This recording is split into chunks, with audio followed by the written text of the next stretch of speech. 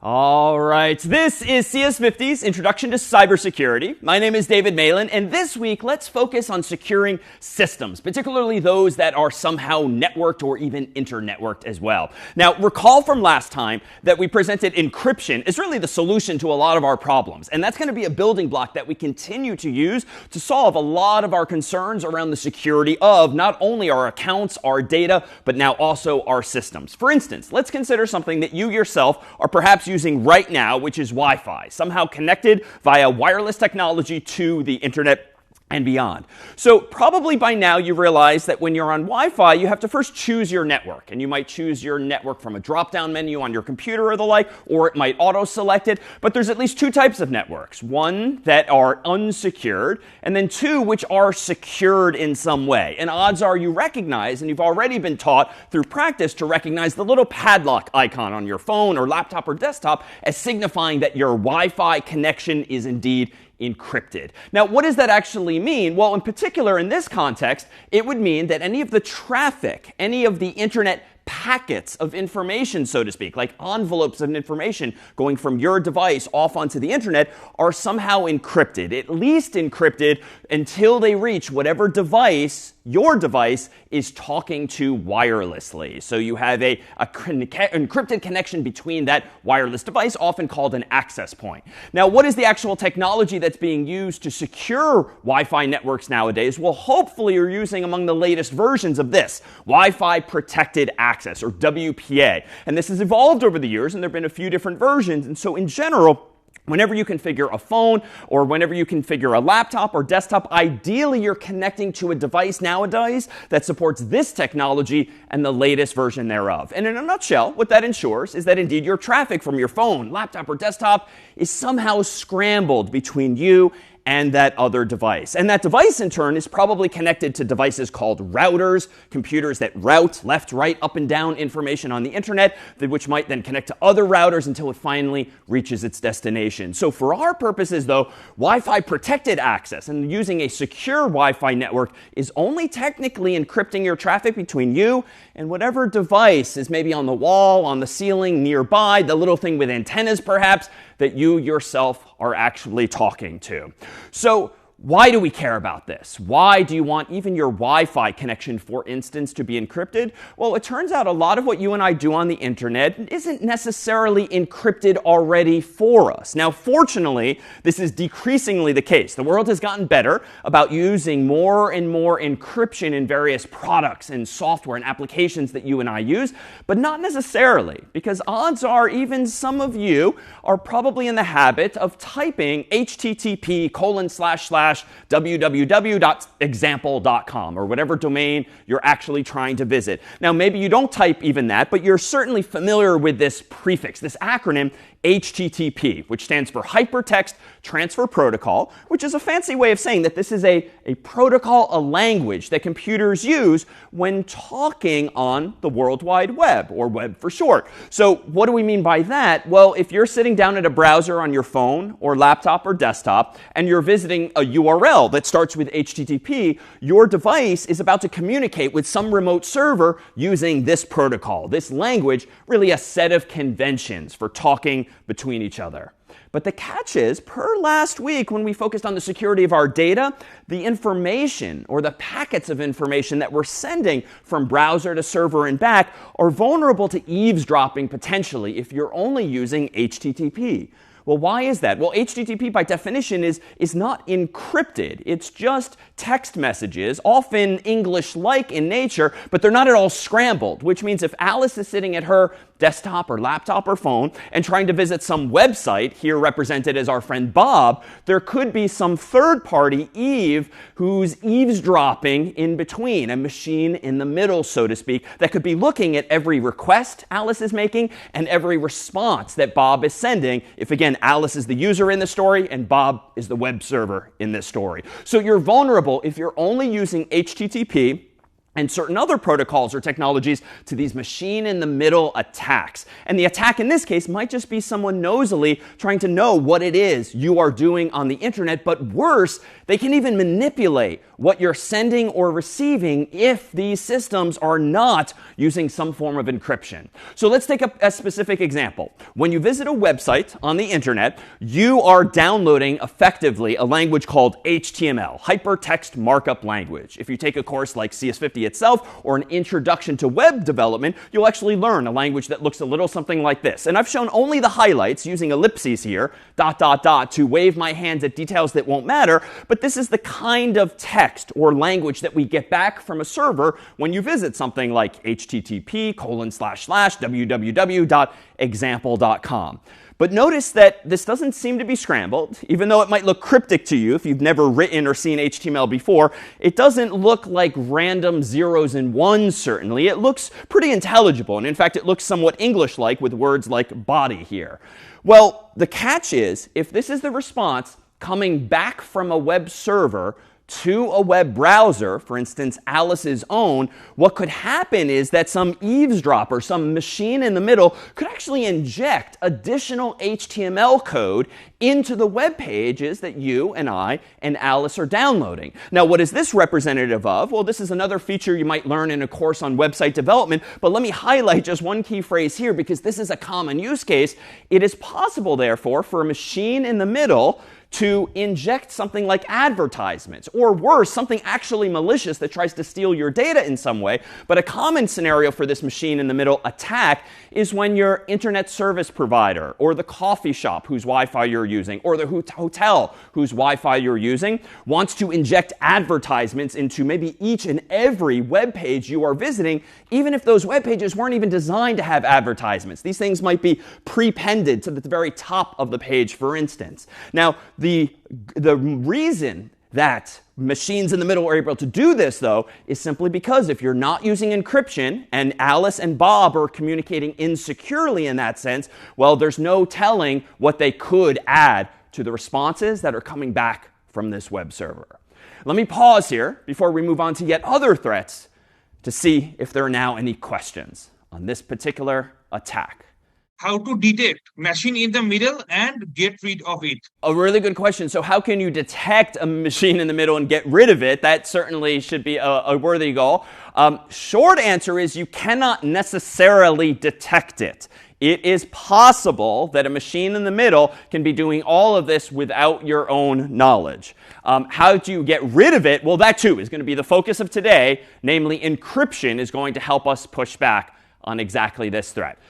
But first, let's consider some additional threats or concerns that we might have. And one of them technically is called packet sniffing. So again, a packet is a virtual envelope of sorts that you might use when sending data on the internet. And so in fact, here is a pretty standard envelope in which in the human world, I might put a letter and then write something on the outside and send it off to someone through the mail system. Well, you can think of packets in the context of computer systems as being analogous to this, whereby this is an envelope whose purpose in life is to get data from one point A to another point B, so from Alice to Bob. And inside of this packet is the actual message that Alice is sending to Bob, and Bob is hopefully sending back to Alice. So it might not all fit in one packet, so indeed the internet tends to use multiple packets like these, but that's an appropriate metaphor to think about what it is we're doing here, otherwise digitally. So packet sniffing then is kind of like trying to get a sense of what's going on inside of these envelopes. And indeed, if the contents of these envelopes are not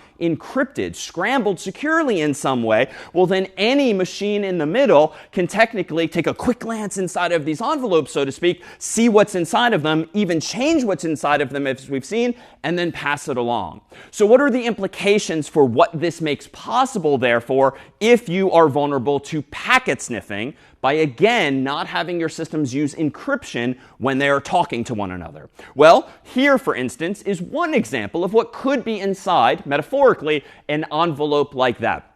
This is the kind of message, written mostly in English, that represents a browser requesting a web page from a server. In particular, when you visit a search engine, for instance, and type into the search box what it is you're searching for, maybe you're searching for cats, what happens is your phone or your laptop or your desktop creates a virtual envelope like that, opens it up, puts inside of it a message that looks like this, closes the envelope, and then sends the envelope off onto the internet to a web server that conversely is going to open the envelope, read this message, and hopefully send you back a whole bunch of search results about cats. Now, most of this is arcane detail that we don't particularly care about, including where it is we're visiting for this story. I'm using example.com as just something generic, but you could imagine it being Google or Bing or the like.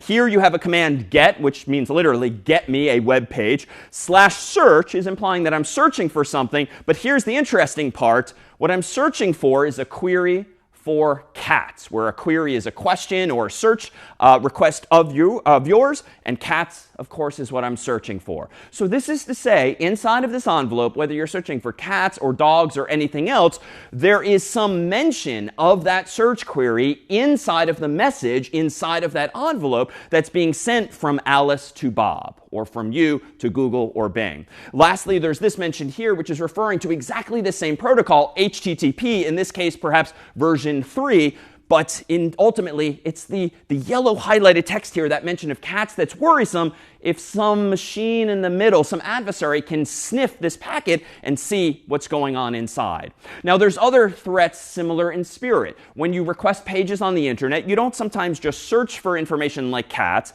which I don't really care about if people know, since everyone else on the internet is searching for cats. But what if I'm trying to check out on some website like Amazon and buy something with a credit card? Well, then what is inside of this envelope is some text that looks fairly similar. We still have a host in this story of example.com. I'm still using HTTP. I'm not getting information per se. I'm posting information akin to uploading my credit card to the server. And in particular, down here is a representative of how my credit card might be stored inside of this virtual envelope. And if I highlight that, indeed, you'll see a credit card number that hopefully doesn't actually work, but it is the right length. If anyone sniffs this packet, they might actually be able to find my credit card and maybe my name and my address and the little code that you need and more with respect to whatever it is I'm checking out for. So it's that easy if the data is itself not encrypted. Let me pause here then too and see if there are any questions. If someone is performing an attack, right, from a machine in the middle, does the person actually have to be like connected to the same Wi-Fi network as you? Or they could be on a whole other network? A really good question. So in general, they would be connected to the same Wi-Fi network so that they are, in general, they would be connected to the same Wi-Fi network, but even that is not necessary. So long as they are within reasonable proximity to you and their laptop or their device has an antenna that can receive all of the wireless packets that are around you, they don't necessarily have to have access to that same network, especially if it's unencrypted. And in fact, there exists software that can listen to all possible networks that are around you, and so that too is a potential threat. Other questions on this here? Do people have to know your IP address in order to be able to see what you're doing or read what websites you're going to? A really good question. For those unfamiliar, an IP address is a unique identifier that every computer on the internet has, much like you have a postal address to which humans can send mail. Short answer, Mehal, is no. Someone does not need to know your IP address in advance for at least these wireless attacks, because they can simply, as per my other response, listen to all of the wireless traffic nearby, and they can actually see the IP addresses of senders and receivers flying by, so to speak, throughout the air. So what's another threat we should be mindful of?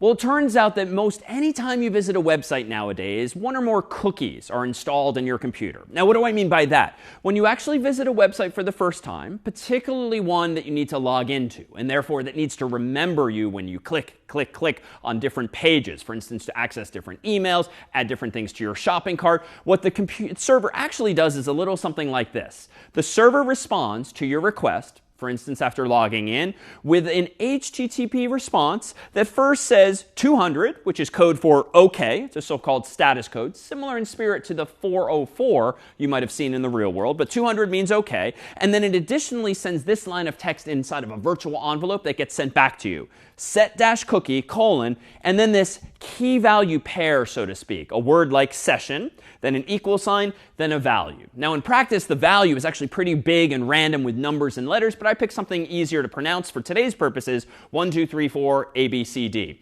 And what this is similar to, actually, is as though when you visit this website, your hand is being stamped. Right after you've logged in, the server is now sending you, browser, this piece of message to say the equivalent of your hand has now been stamped. And so the next time you click on a link on that same website, it's as though you present this hand stamp again and again and again, instead of having to input your username and password again and again and again. This is a more seamless way, supported by HTTP, to just remind the server, I'm still David, I'm still David, I'm still David, by having virtually stamped my hand, and that's implemented by way of this cookie, so to speak. So the cookie is exactly what's in yellow here, and a session is just a concept that refers to the ability of a server to remember who you are. It's like your shopping session in the context of a website like Amazon.com, where you might have a shopping cart that you want to keep adding things to. The website wants to remember what's in your cart, therefore the website needs to remember who you are, therefore the website's going to check your hand stamp, much like an amusement park, a bar, or a club might once you've already shown them your ticket or your ID. Now, subsequently, when your browser visits the same website again and again, it of course doesn't have a hand to show like this, so rather it sends its own message via HTTP inside of its own virtual envelopes back to the server. Every time you click another link, add something to your cart, open a new email on the site into which you've logged in. So here I'm just getting the homepage of this server, and then I'm sending not set cookie, but cookie. This is the textual equivalent in HTTP of my presenting my hand with that stamp. I'm sending the exact same value as before, session equals 1, 2, 3, 4, A, B, C, D. That's how the server knows at this moment in time that this is me, David, and not you, for instance, even if you have logged in separately on your computer, because you on your computer would have a different value for this cookie. Now, this cookie might be generally stored in memory temporarily, or it might actually be installed longer term on your computer for a day, for a week, a year, depending on how the server's been configured. But the catch with these cookies, even though they do solve a very useful problem of retaining state, that is, remembering who you are, they make you vulnerable potentially to what's called session hijacking, at least if you're not using encryption, that is HTTPS, because if you're using HTTP, all of the contents of those envelopes, including the set cookie line and the cookie line, are just being sent back and forth in the clear without any encryption at all. Now, what's the implication of that? Well, if an adversary is somehow listening in on your internet traffic, wirelessly or via wires, and they see your unencrypted HTTP traffic going back and forth, and they see in this traffic, inside this virtual envelope, oh, David's session cookie happens to be 1, 2, 3, 4, A, B, C, D, there's nothing technically stopping an adversary now from sending its own request like this to that same server, but copying your cookie and essentially pretending that that cookie is the adversary's and not just mine. The implication, therefore, logically, is that when I visit that website, I might still be logged in, but when the adversary visits that website by using this technique, they might be logged in too, but as me. So here, too, the solution really is just to ensure you're using encryption, namely HTTPS in this context, to ensure that not only are all of the contents of these messages encrypted that you care about going back and forth, so are these lower-level details that you might not have even known about, namely these cookies that are going back and forth. Now, what is HTTPS doing for us? Well, it's ensuring that the connection between Alice and Bob is completely encrypted, that is scrambled, so that even if there are other machines in between Alice and Bob, as there would be on the internet, none of them should be able to see what is inside of those virtual envelopes going back and forth. In fact, that's a good way to think about it. Recall that as Alice sends one of these virtual envelopes to Bob, and Bob might send a virtual envelope back to Alice, there may very well be identifiable information on the outside, like the IP address of Bob or the IP address of Alice. But HTTPS ensures that what's inside of the envelope is indeed encrypted, so that even if some other machine in the middle intercepts one of these virtual envelopes, they can't understand what's inside of it. Now, how is that done? Well, it turns out that there's another protocol in the world that handles precisely that process of encrypting HTTP traffic, aka HTTPS. And the most recent version of this protocol is called TLS, which, funny enough, is perhaps an acronym that many people have still not heard of, but you might have heard of SSL, which is essentially an earlier version of it. But TLS is essentially the new and improved version of SSL and what modern browsers should now be using. What does this do to go about encrypting your traffic? Well, it turns out it relies on our focus from last time of public key cryptography. And this principle that if you give two parties, A and B, each their own public and private key, using that, you can solve that chicken and the egg problem and actually communicate securely, even if in advance you don't have a shared secret. So recall that asymmetric cryptography allows us to establish a secure connection, even if you've never visited some website or some app before now.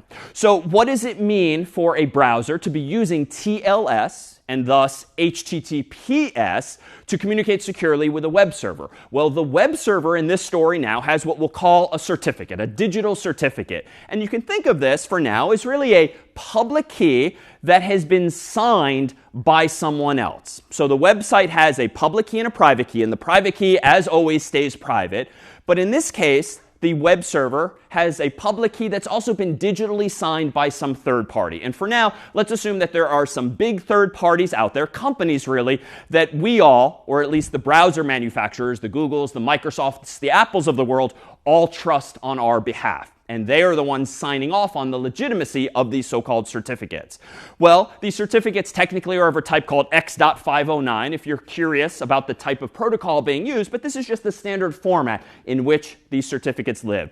But you can think of a certificate really as almost a printed piece of paper with some interesting information on it, like the name of the website and how long the certificate is valid for, and also the public key, which we said last time is really just a big number that has a mathematical relationship with that private key as well. Now, who are these big players, these big companies that are doing the signing of these website certificates? Well, you might have heard this phrase at some point if you set up your own website, perhaps. These are called certificate authorities, or CAs. And these are a collection of companies and entities whose purpose in life is to digitally sign certificates, and the various browser manufacturers of the world, Apple, Microsoft, Google, Mozilla, and others, have gotten together and included in their browsers, like Edge and Firefox and Safari and Chrome, a list of certificate authorities that they trust. And if the idea is that if you trust Apple and you trust Google and Microsoft and Mozilla and other browser manufacturers, then by transitivity, you should trust any of the certificate authorities that they in turn trust. So what actually happens when your browser visits a website? Well, it first downloads the certificate from that website, assuming you're using HTTPS. Your browser then calculates a hash value for that certificate by looking at certain fields within it using a special hash function that produces a fixed length representation of the certificate. Now, why does it bother doing that? Well, the next step that your browser does is it does this. It takes a look at the signature on that certificate. It uses the certificate authority who signed that certificate's public key, and then it uses that CA's public key, the signature from that server certificate, runs it through this algorithm here, effectively decrypting the signature with the public key, and that should produce the exact same hash value. That is to say, if you visit a server and it's presenting you with a certificate, and it says that that certificate has been digitally signed by a certificate authority, your browser can use the certificate authority's public key to decrypt that signature, and by way of these hashes, confirm or deny that, yes, that server's certificate was indeed signed by the certificate authority. And again, if you trust Google, if you trust Microsoft, Apple, Mozilla, and that's another question all to itself, but if you trust them, and they in turn trust these certificate authorities, the presumption is that you should trust your secure connection with this particular website. Now, With that said, does HTTPS and in turn TLS keep you secure? Mathematically, yes, but you and I as the humans are again the potential weakness here. Why? There's another attack called SSL stripping for historical reasons, but now it refers also to TLS. And what this attack involves is tricking the user into thinking they have a secure connection to a website when they might actually have not an encrypted connection to that website. And worse yet, they might actually have an encrypted connection to a third party, a machine in the middle's own website. So how might this work? Well, if you and I are in the habit of only typing still URLs as http://www.example.com, or maybe you are and are in the habit of just typing www.example.com, enter, into our browsers. Or maybe more likely, you and I are in the habit of just typing example.com, enter, in our browsers. Well, if you watch the URL bar, the address bar in your browser, you've probably noticed over time that even if you type the most succinct of those inputs, it eventually gets converted into a longer URL with the HTTP, maybe with the www, and perhaps even more characters as well. And that's because your browser is just trying to be helpful. Technically, to visit a website, you need to use a URL, and a URL in this case should start with http:// or maybe https://. But your browsers are trying to be helpful, so if you don't even type any of those, it might first try HTTP, and then it might try HTTPS even.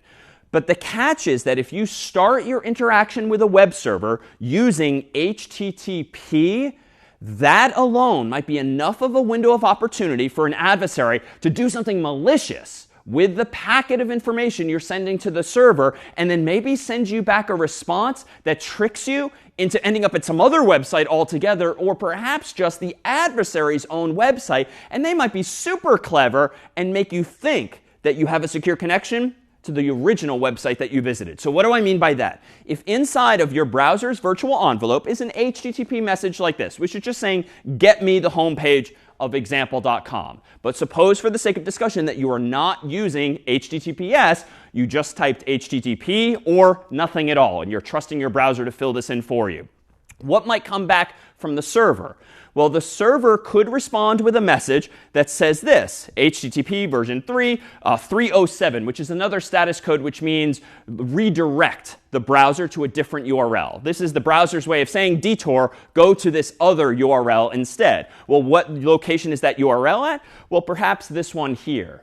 But the catch is that if you're using HTTP, and therefore your request is unencrypted, and suppose for this story that there is a machine in the middle waiting there, listening to attack you, it could actually be that this response is coming from that machine in the middle and not the actual website that you intended to visit. Why? Because if Alice is trying to reach Bob, but Eve, the eavesdropper, is in the middle, it could actually be Eve in the middle that's responding with this request. So Bob doesn't even know what's going on in this story.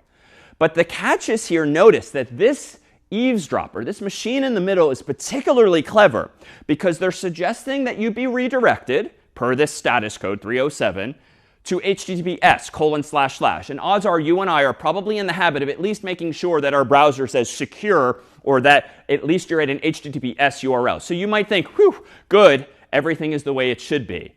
Now this is very, very subtle.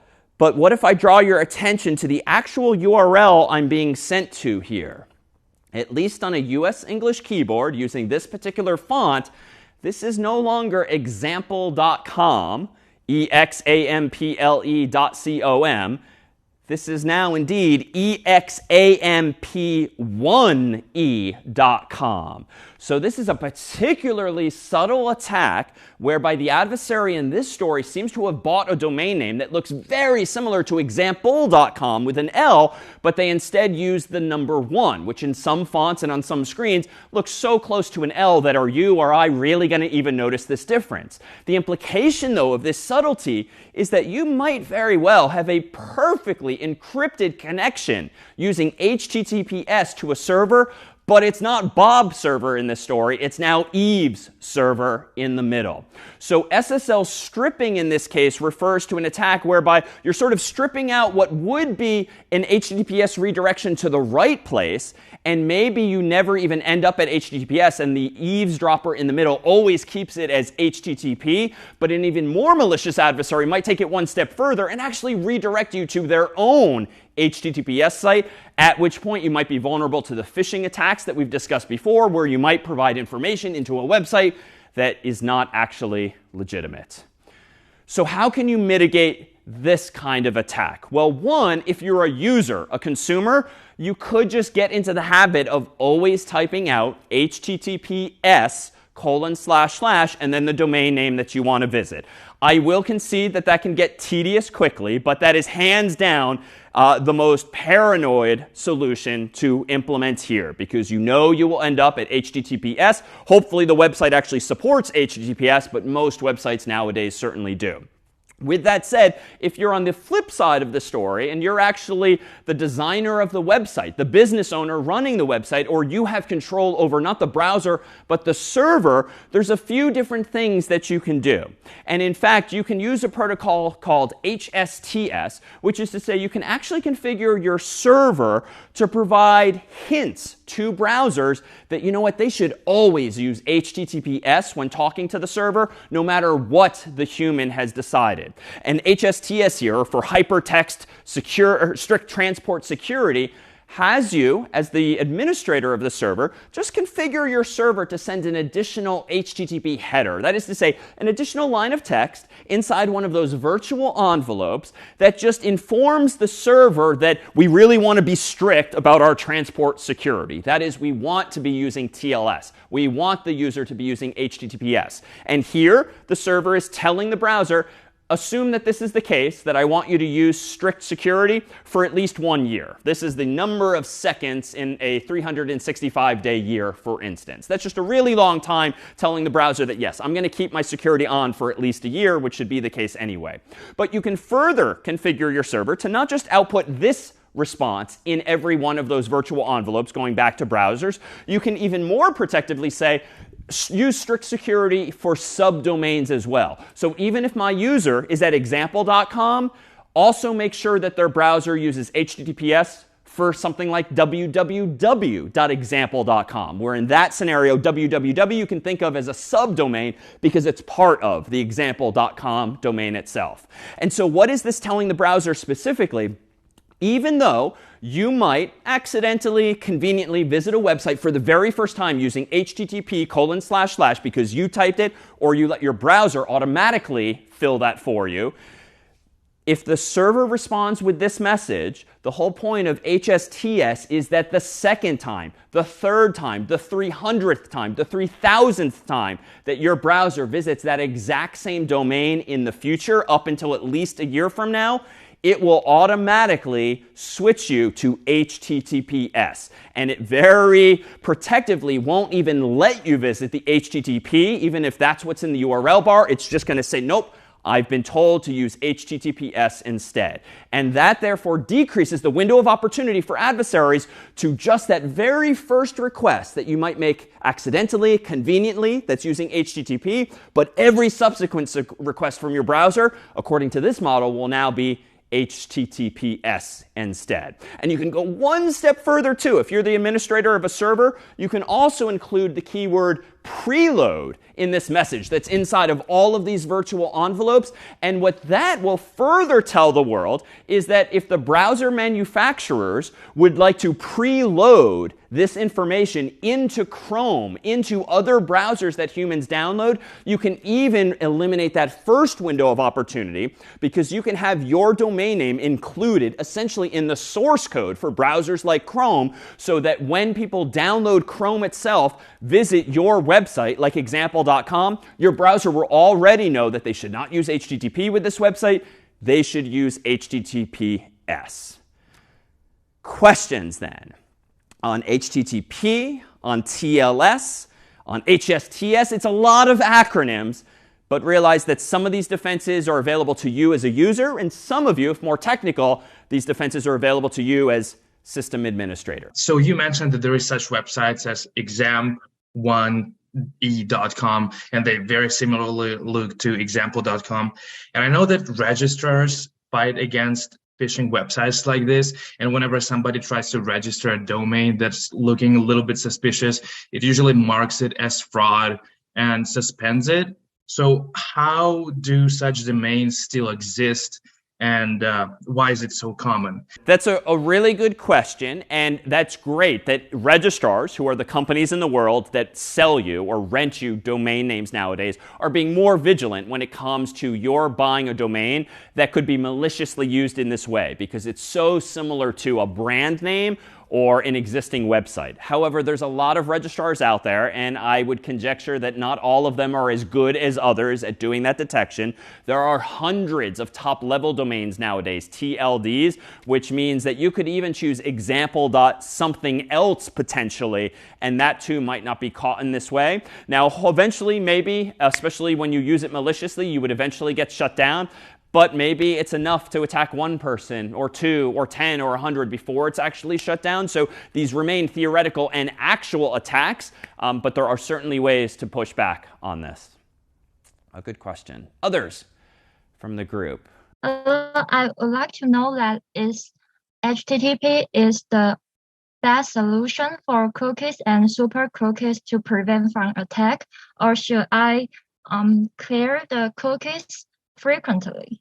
A good question. Unfortunately, super cookies cannot be stopped at the browser level. Super cookies refer to a type of cookie that's embedded by your company, your university, your internet service provider, and you would have to opt out at that level. So for context, for Americans in the group, AT&T and Verizon started doing this a few years ago, where they were injecting cookies into cell phone customers' HTTP requests. You literally and stupidly and obnoxiously have to log into your Verizon.com or your AT&T.com account via the web or the app and opt out of this. So one thing to your question here, super cookies are actually super annoying, super difficult, super dangerous in that sense, because they can happen without your knowing. However, if you are using HTTPS, that should decrease the probability of this happening, because if your data is encrypted, your company, your university, your internet service provider can't insert the cookies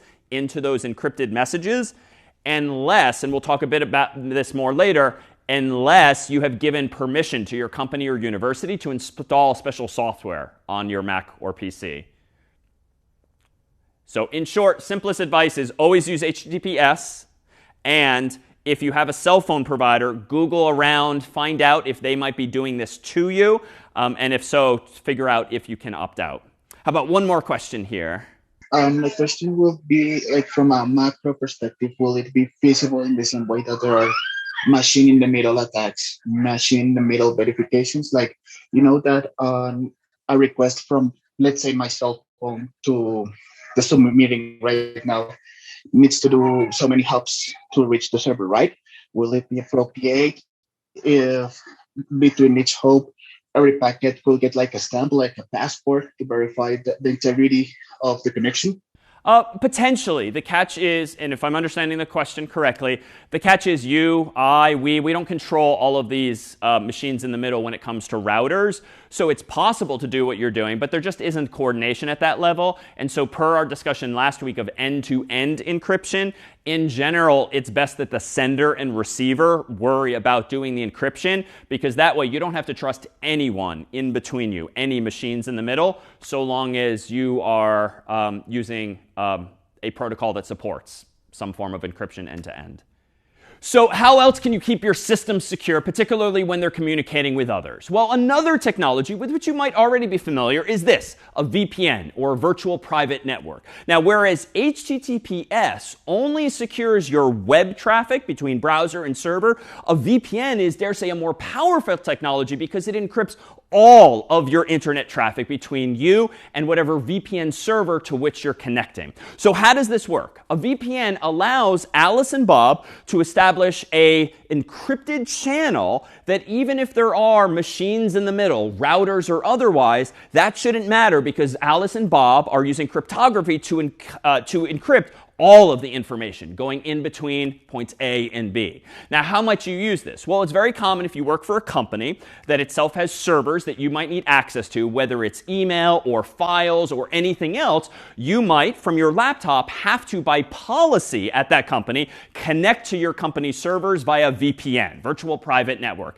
That is to say, your Mac or PC or your phone have special software that you start up. You probably log into using minimally a username and a password, maybe using a two-factor code, maybe using a USB device that you have to connect to your computer. You have to somehow authenticate to that VPN. And once that software is up and running and authenticated against the VPN server run, in this case by your company, all of your internet traffic thereafter should be encrypted between you, point A, and the company, point B. The motivation for that is that this way the company can ensure that no matter what services you are accessing inside of the corporate network, be it email or files or maybe video conferencing or something else altogether, no matter what, by nature of that VPN, all of that traffic is encrypted. But you should realize, too, that VPNs have a few side effects, perhaps good, perhaps bad. When Alice connects to Bob, if Bob is the VPN server, she has this encrypted tunnel. This is what we mean by a virtual private network. She has this encrypted tunnel to Bob, which typically makes it appear as though Alice's IP address, her internet address, her unique identifier on the internet, is actually that of Bob and not her own. That is to say, if Alice connects to her company's VPN server, she then gets another IP address from her company's own VPN server effectively. So if Alice then visits gmail.com or amazon.com or any other website, those websites will actually think that Alice's IP address is that of Bob and not Alice. So this is very commonly used if you're in one country and you want to masquerade as though you're in another. And this might be because you need to in order to access company resources. Perhaps from a show of smiles, this might be because you want to access a streaming media service that you don't have access to when you're in one country or another. The point, though, is that you have this encrypted connection between points A and B, and thereafter you can visit any website, any service, as though you are physically at location B. Beyond that, there are other technologies that you can use to encrypt communications, and this one's a little more technical and used by programmers and system administrators alike. There's a protocol called SSH for Secure Shell, and this is a technology via which you don't necessarily encrypt all of your traffic between point A and B, although you can use SSH to create the equivalent of a virtual private network or VPN. But SSH is all about connecting to a remote server and executing commands on it. So not executing commands on your own machine ultimately, but on some other machine that's maybe inside of your company, your university, or somewhere else in the world. So for instance, if curious as to how this works, you might recall that in a previous class I wrote some code on my computer, and then I opened up a terminal window that started with this prompt, a $sign. It doesn't mean currency, it's just a tradition that the $sign means type your commands here. But at the time I was typing them on my laptop here on a local server, if you will. If I, though, want to use a computer to remotely connect to another and then remotely run a command, it might work like this. Here I am, let's pretend on my own computer, and suppose I type out one command like the date command. If not surprisingly, this will tell me what the current date is. So suppose that where I am on my own computer, it is Thursday, January 1st at midnight Eastern Time in the year 1970, for instance. If, though, the next command I run is not date again, but I use SSH, and I connect, for instance, to, how about our friends at Stanford University? So I'm going to SSH into stanford.edu's server. As soon as I'm at that server now, I get another prompt in this case. But if I now run the date command, what you'll see is that the date is now apparently slightly in the past, at least if I type this quick enough so that the seconds weren't off. Wednesday, December 31st, 9 p.m. Pacific time in the year still 1969. So this is to say SSH is actually a very common technology used in the world of software engineering, system administration, when you want to control one server from another. And what's powerful about it is that everything I just typed after that SSH command, even as innocuous as the date command is on Stanford's server, would be encrypted. So no one between these points A and B would be able to know what I'm controlling or what commands I have typed. All right, let's go ahead and take a 5-minute break. And when we resume, we'll look at some other building blocks of systems that both solve problems but also create vulnerabilities for us as well. Back in a few. All right, so let's talk about now what's actually been on the outside of these virtual envelopes that's helping these envelopes get from their source to their destination. So it turns out that on the outside of these envelopes, minimally, is what we'll call a port number, which is literally just a unique number that the world has decided on that uniquely represents the type of service that that envelope is destined for. So for instance, if you at your browser were going to pull up a website like http://www.example.com, on the outside of that envelope would not only be some mention of www.example.com, but also a so-called port number, namely 80 by convention, which means that this envelope should be opened not by the other server's email server or chat server, but by its web server specifically. Now, if the web server were to respond to us by saying, we want you to use HTTPS instead, essentially redirecting the browser to a secure version of the website, my browser would then have to send a second request to the server, this time still mentioning www.example.com, but on the outside of that envelope, among other details, would be a different port number, namely 443. Now, these aren't the kinds of things you have to memorize, but the computers certainly know what they represent. And in fact, common numbers include 80 for HTTP, 443 for HTTPS, 22 for SSH, and hundreds, if not thousands, of other numbers as well that humans decided on, but the computers actually rely on to know what piece of software on a computer should actually expect and open up these virtual envelopes, these things we've called packets. So what's the problem or danger here? Well, it turns out that your computer can be listening for internet traffic on none of these ports, in which case it's completely disconnected from inbound connections. But very often computers, especially servers, are listening, so to speak, for envelopes destined for maybe port 22, maybe port 80, maybe port 443, maybe others as well. So you might think, well, that's not great, because if these numbers are standardized, then adversaries could maybe try to access my server via those port numbers because they too know what they are. So you might think, all right, well, let me run my web server on a number other than 80 or a number other than 443 and just choose a random number between like 0 and 65,000 or so, because the odds that the adversary is going to guess that are much lower. SSH, you might consider doing the same. But unfortunately, it's all too easy for adversaries to wage this kind of attack known as port scanning. And recall that we did our own brute force attack in classes past on our own passwords, for instance, trying to figure out all possible passwords that might be locking a phone. And it's not that hard to use code very much like that with a loop of some sort that just tries every possible port number between some range, roughly 0 to 65,000. So port scanning refers to the equivalent of knocking on the door of every possible port number on a server. Now, most of those doors might be closed and no one might be home. That is, they might not be expecting any traffic or visitors on those numbers. But by writing software that tries all of those port numbers, you can essentially discover services that are running on certain computers. Now, hopefully that in and of itself is not a problem, because most likely the purpose of these services is to be on the internet. But hopefully these services too are using encryption. Hopefully they're using authentication. But that's not always the case. So security through obscurity, so to speak, running services on random or arbitrary non-standard port numbers is not really a good practice unless you're additionally defending against all of these common attacks. Now, in the world of port scanning, though, It's a specific example of what we might call penetration testing more generally.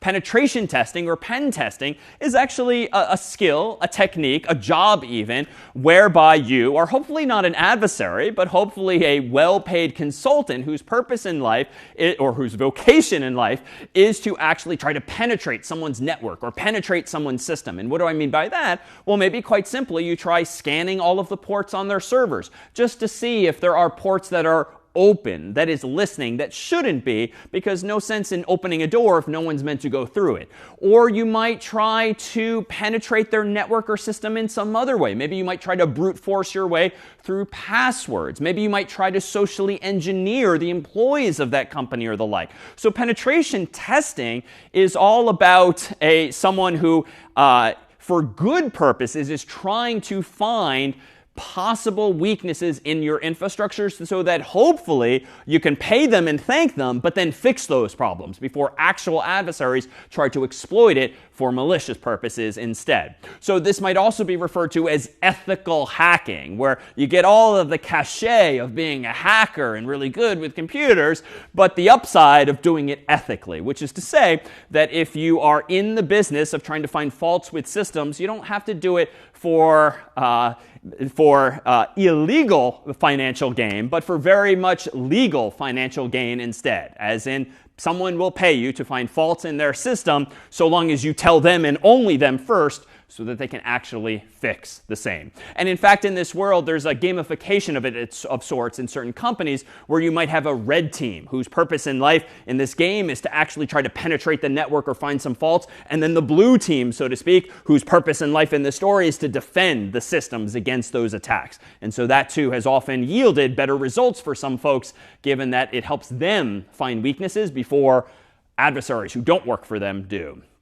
So how might you keep these attacks out? And how might you keep even penetration testing out in a good way to demonstrate that, you know what, we are actually pretty secure? Well, there's this technology with which you might be generally familiar by name, namely a firewall, which actually comes from the real world. Typically in buildings that might have multiple stores, there might literally be a firewall between two of the stores so that if there's a fire in one store, it doesn't somehow propagate next door to the other store. Now, in the virtual world, a firewall is essentially a piece of software between you and the outside world, or between you and some other network that keeps data in the network that you don't want to leave it, and it keeps out from the network data that you don't want coming in. So for instance, if you might within your company or university or home have some sort of local chat service or intercom system or the like, none of that traffic ideally should end up on the public internet. So you might want your firewall to block any intentional or accidental attempts to transmit that data outside the network.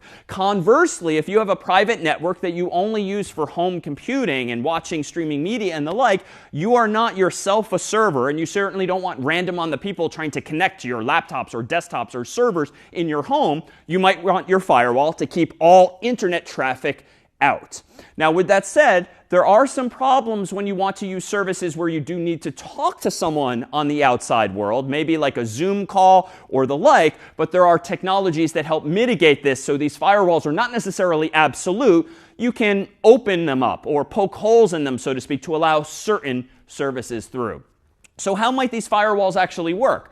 Well, they might simply block traffic, that is, internet packets based on IP address. Because recall, on the outside of those virtual envelopes is not just port numbers, but also, and not quite the domain name like www.example.com, on the outside of those envelopes is actually the unique address of a server to which you're sending a packet, and the unique address of a client that is expecting some response there too. So an IP address is just a numeric, unique address for, let's say, every computer on the internet. It's a bit of a simplification, but it's very similar to the postal addresses that you and I use to send mail, old school style, or postcards throughout the postal system as well. So you could quite simply, if you as a parent, for instance, don't want your kids accessing social media within the home, you could just configure your home's firewall to prevent access to the IP addresses of known social media sites. And so if the kids are trying to use the laptops or desktops in the home to connect to those IP addresses, it would effectively be blocked and not allowed through, so long as the software in question, the firewall, knows or can figure out what those IP addresses are. Now, that said, it's not fail-proof. All it takes is for someone in the home to have some out-of-band device, like a cell phone, that uses the mobile phone network. And then, of course, you circumvent the firewall that might be based only on your home network. So you have to keep in mind exactly what it is you are firewalling and which networks they're in.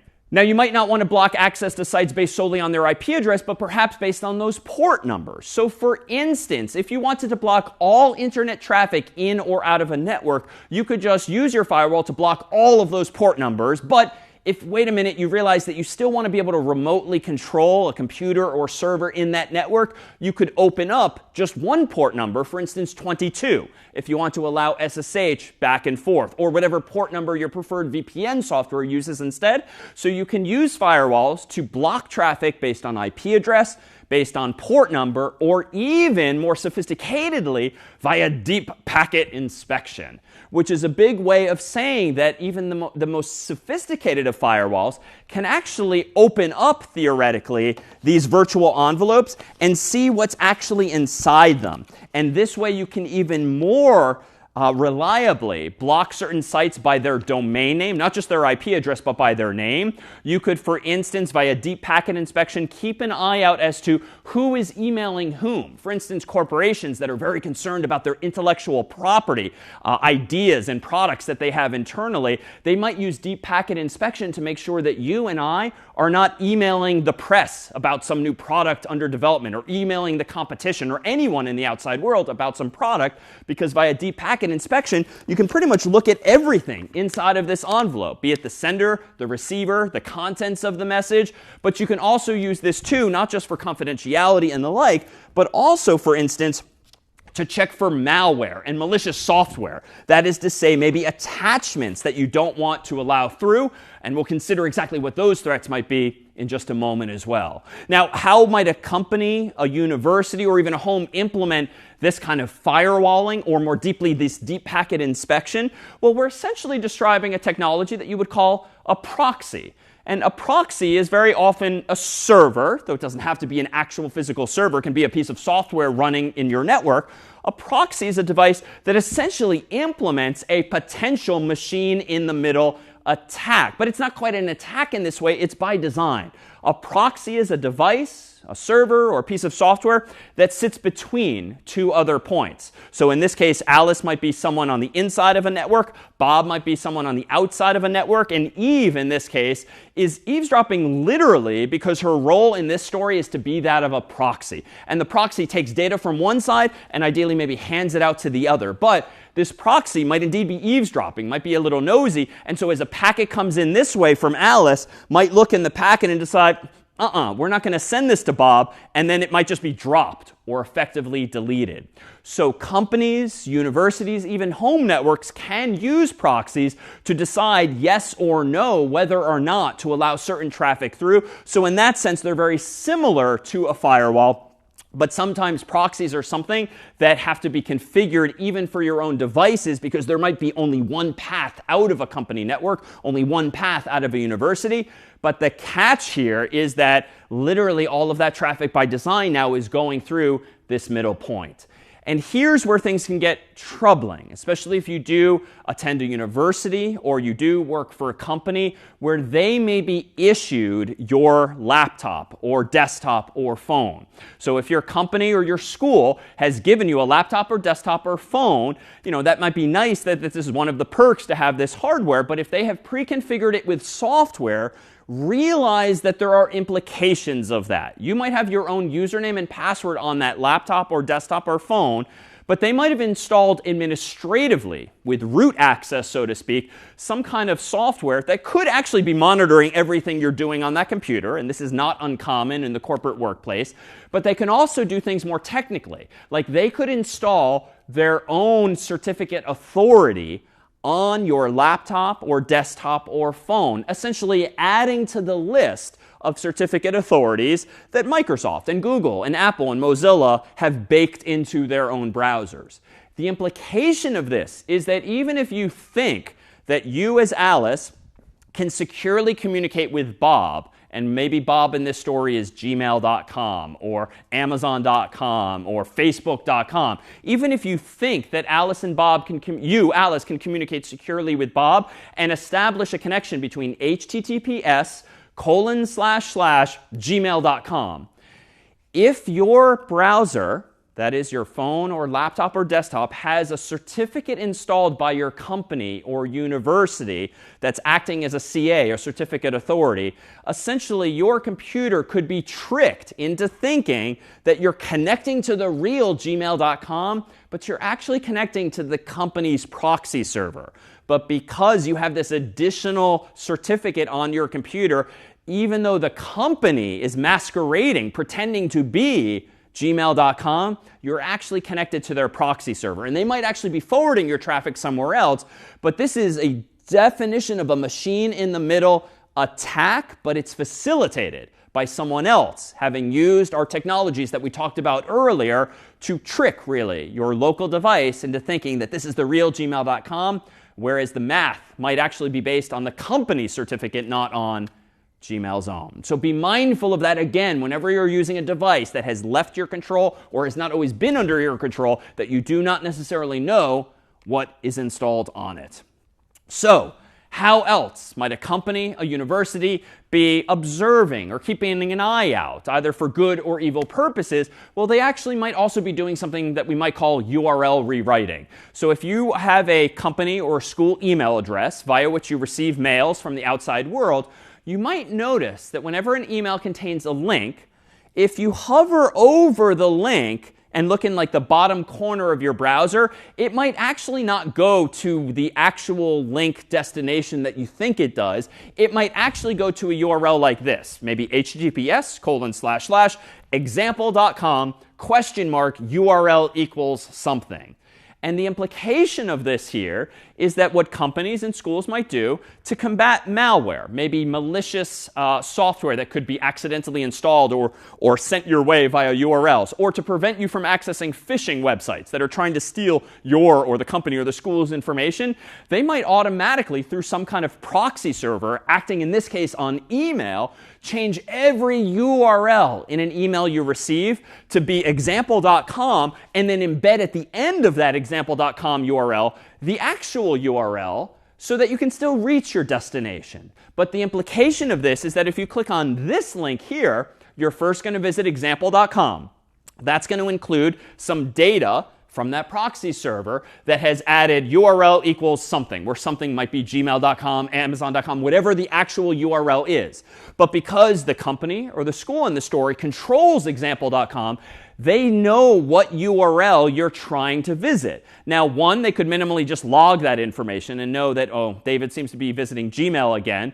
Or they could actually check in their database, is gmail.com or whatever this URL is known to be malicious? Is it known to be a phishing website? And they can just prevent you from accessing it altogether.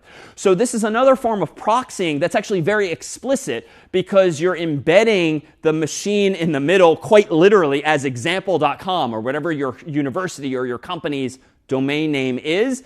But it's all toward an end of trying to help protect you from potentially malicious phishing type websites. But the implication too is that now the company, the school, the machine in the middle knows every link you're clicking on as well. Let me pause here and see if there are now any questions about these techniques of proxying. I just want to know what's the difference between VPN and also Tor network in a higher level, like, just the difference. Because what I do know is that these two networks are used to encrypt or anonymize our activity or, the data that we're sending. The second question is that, let's say that I'm using a network at a university or a company, and they also have their own, CA, which means that they've got their own databases, like which websites I can get in and which websites I cannot get into. If I'm using VPN, does that mean that, the university or the company know what I'm doing? Good question. So Tor is the anonymization software I was alluding to a moment ago in my previous answer, and we'll talk about that in our final lecture. Tor really is about privacy preserving. So it's about covering your tracks so that, kind of like the Hollywood movies, when you're here, your data is bouncing sort of across all of these different servers in the world, and it's sort of difficult to trace it back to its origins by design. So more on that in a couple of weeks' time. VPN is an encrypted connection just between one point A and another point B. So even though they can't see what you are doing, it is very obvious where your data is coming from thereafter. So legally, for instance, if the VPN server or company were to be subpoenaed, they might have to disclose information about you, and so it's not quite as privacy preserving. It secures your data, but it doesn't preserve your privacy in the same way. On your other question about what you're doing, especially when you're on a VPN, if someone has installed with administrative privileges software on your computer, like, all bets are off. You cannot trust the device. So if they've installed their own certificate on your computer or a CA to the list of trusted things, anytime you use that browser, for instance, like, you are vulnerable to a machine in the middle attack, or at least a proxying type implication. Beyond that, but honestly, at that point, if they've installed special software on your computer, they could be monitoring everything you do on the internet anyway. So sort of all bets are off. So what is it we're trying to keep ultimately out of our systems? Well, I dare say malware is perhaps one of the biggest threats. So malware or malicious software is just software that someone has written that can do malicious things. And that's sort of the nature of software. If you've never programmed before, it turns out that it's not that hard to write a program that, if you run it, like, deletes all of the files on your computer, or maybe starts sending out spam, or maybe starts mining Bitcoin or anything else. Like, software can do anything, and whether it's malicious or not is really up to the human who wrote it or the person who's using it. Now, you might have heard of specific types of malware, for instance, a virus. A virus is a piece of software that attaches itself to a host, just like in the human physiological world. The catch with a virus in the digital world is that you, the human, usually have to do something to get infected. You have to open a file that's infected with the virus and start running it on your computer and loading it into your computer's memory and CPU or brain.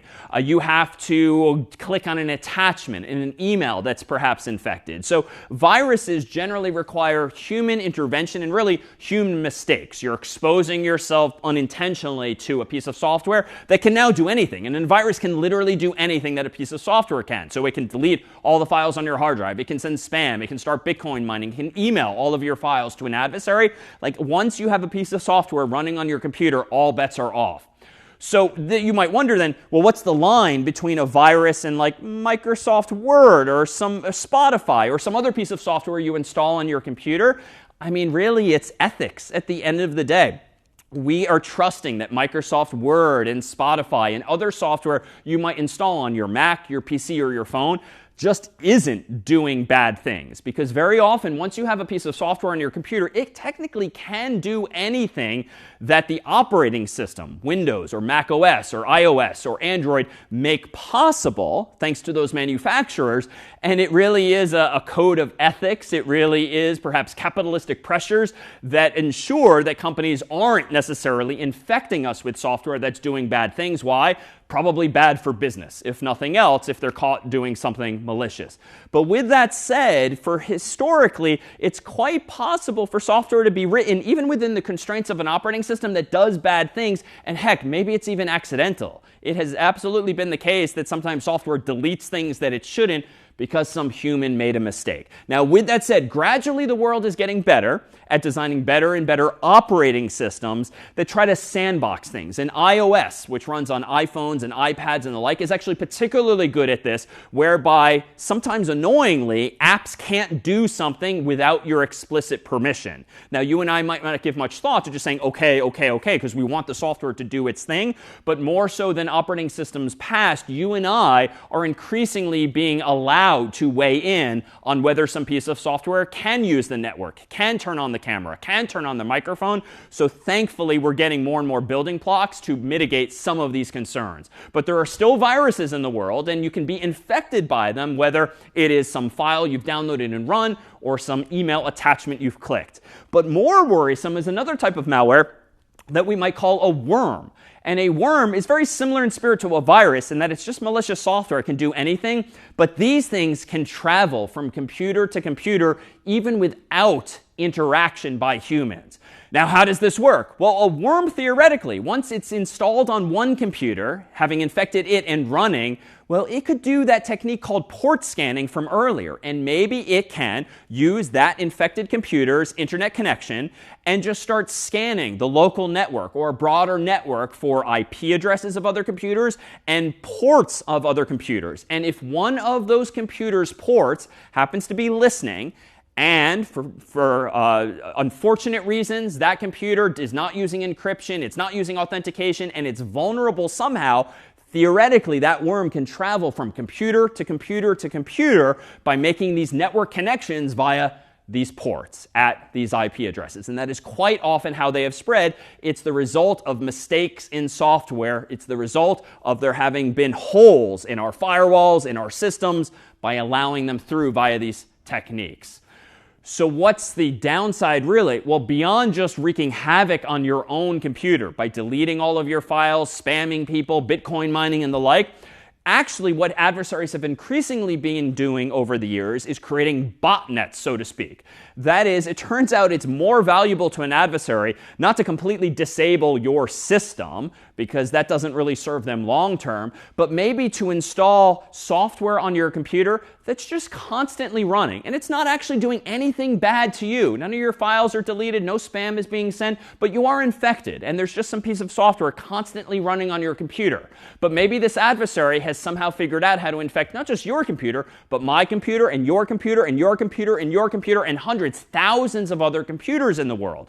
Now, if this software is smart and it's constantly listening for commands, an attacker can send some kind of command, not unlike those virtual envelopes, to this entire botnet of computers and say, okay, computers, now everyone at the same moment start attacking some server, or everyone at this moment start sending emails. Everyone at this moment start mining Bitcoin. And so you can leverage the network of hundreds or thousands of computers all at once and have a much more powerful attack therefore possible. And what form do those attacks take? Well, quite often what we'd call a denial of service attack, or DOS. And this is exactly as the name suggests. Sometimes adversaries' goal in life is just to deny service to everyone else, whether it's for political reasons, financial reasons, or the like. It's one thing for me on my laptop or my phone to maybe visit, maybe I'm a little annoyed at Google today. So I go to google.com, and then I keep hitting reload, reload, reload, reload, or faster, reload, reload, reload, reload. I'm trying to deny service to other people, but realistically, Google has way more resources than me. So a denial of service attack only really works if you have a lot of resources yourself, more resources than the site you're attacking. But with botnets, when you control multiple computers, you can actually wage a distributed denial of service attack, whereby, again, you send a command to this whole network of infected computers, and you say, all right, everyone go visit google.com right now and reload, reload, reload.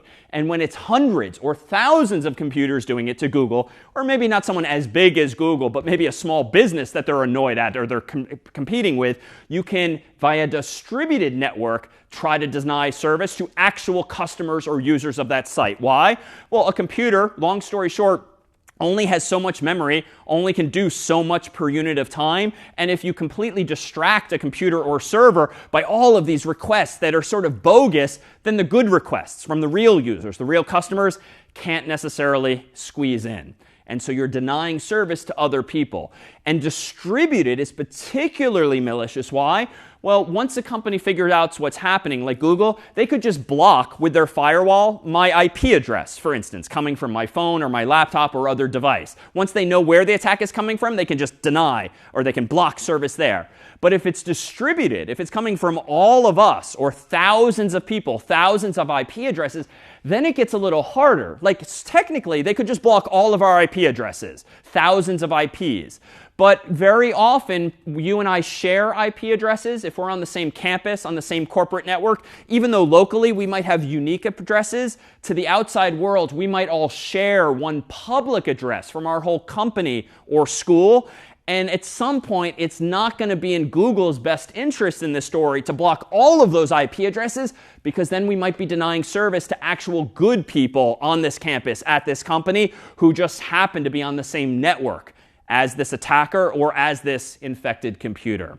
And so that's really the value of attacking computers nowadays. It's not just one thing to get at your computer individually. It's what your computer represents. You are a node, a potential ally on a network of systems. So it's just as well that we try to keep this kind of software out altogether instead. So how?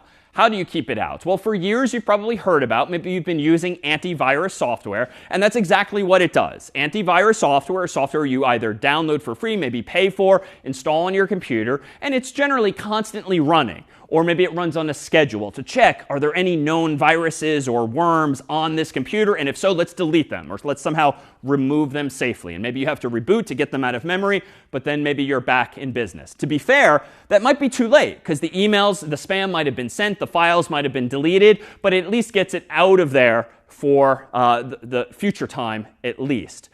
But there's a problem with antivirus software alone, in that it has to actually be current for the attacks that you're facing. That is to say, the antivirus software to work has to know about the virus, has to know about the worm.